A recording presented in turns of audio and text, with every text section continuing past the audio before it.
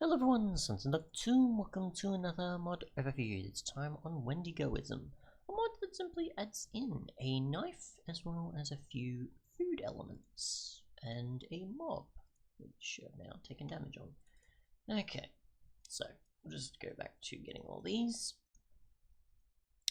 And yeah, so there is a bunch of knives that you can get simply with a material and stick, like so. Depending on which one you're obviously going for. And when it comes to obviously the netherite, you'll have to upgrade it in the smithing table. And yeah, so I'll just break many of these here on a block so we can see what the actual durability and otherwise is. So you've got pretty much the same stats as per the tool tier that they fit, and you can see the attack damage on each of these.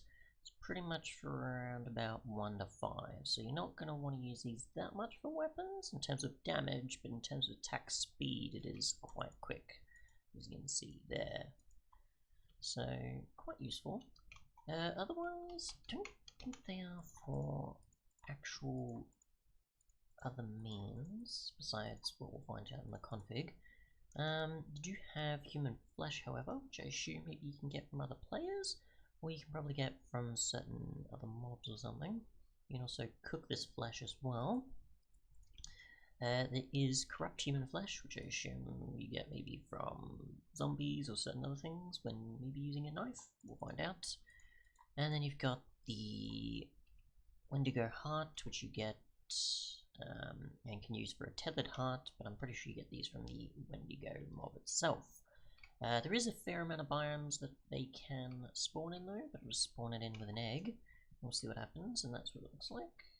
I don't have orderly installed, so I can't tell how much health it actually has, so we'll just have to go off what damage we can provide.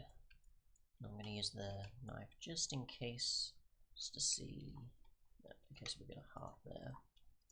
So we'll try with a sword. Try with, I guess, a netherite sword, that'll do. So we've got some corrupt human flesh as well, I think, as the heart, so that's something. We'll try again. Oh, whoops, I already got some on me, I keep forgetting. Alright, so let's go health here real quick, and we'll just get something else because I don't really want to do the food aspect just yet. So let's see. Alright, so spawn them in. We've got 8 there. We're taking quite a bit of damage if we're not careful. And I've already lost my chance to get stuff, so it's kind of annoying. Oh well, we'll try again. Okay, mob. These sword, and we'll just go from there. Alright, so we know how much damage we take. We'll try again with a netherite sword.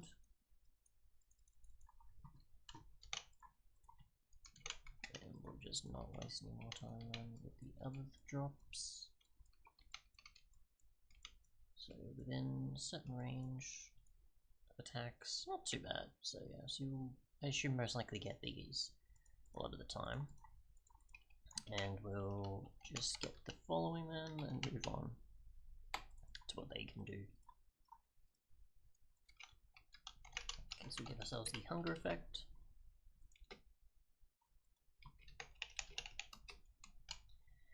And see what these can do. So just do one of each.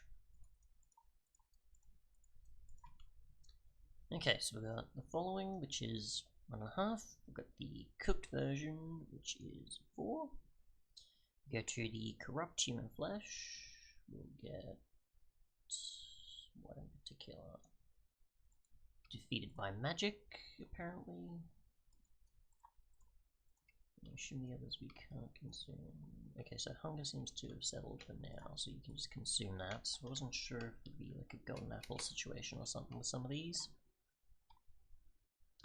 And my guess is corrupt human flesh just defeats you completely. So we'll find out. So we've got the heart, which gives us 4. The tethered heart, which says we're already tethered, so I don't know if that's supposed to do anything with our actual hunger or something. So that provides us 1.5 or so. We're supposed to defeat us quite easily. And otherwise, the tethering of the heart, I assume, is just so that maybe you can eat the flesh or the hearts without taking damage, because I don't know otherwise what it does. Take a look. Right, so the knife is attacking valid enemies and they'll drop flesh and automatically cook them if the entity is on fire, so that's cool. You can eat your own flesh. Let's see, eating flesh gives both benefits and debuffs, such as lingering potions and other pieces.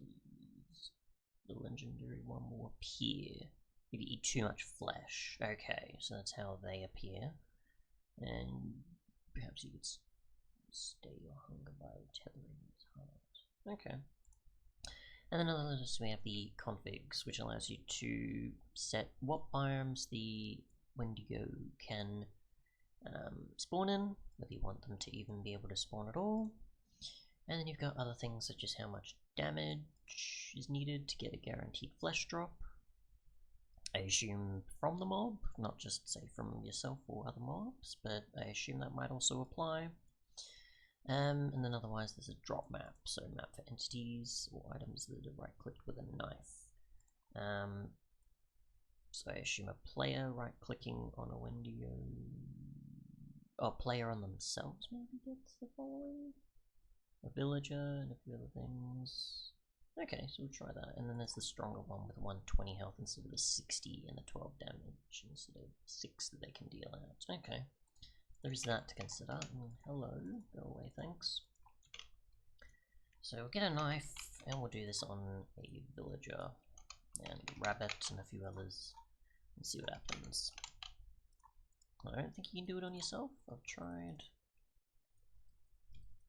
Okay, so you can sneak and try and do it, and you can get it off yourself, apparently, so that's interesting. So that's how you get human flesh, besides just, obviously, having someone else attack you, I guess, with a knife. And it does use durability? Yes, it does.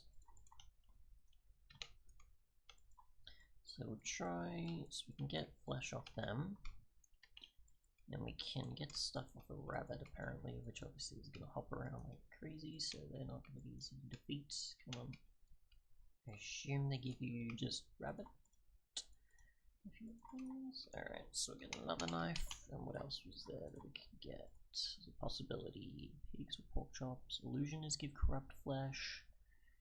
Evokers give a few. And otherwise, that seems to be it there. Thanks so much for watching though, and goodbye.